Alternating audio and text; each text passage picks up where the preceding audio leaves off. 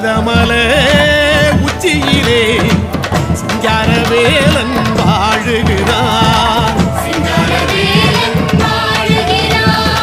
பள்ளி மகள் புதுவர சிங்காரவேலன் ஆடுகிறான். மறுபடை முற்றத்திலே வெள்ளி நிலவில் ஆடுகிறான்.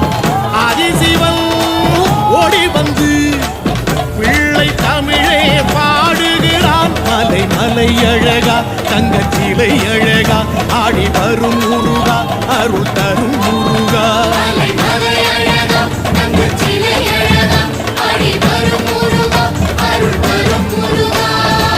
மருதமலை உச்சியிலே சிங்காரவேலன் வாழுகிறான்.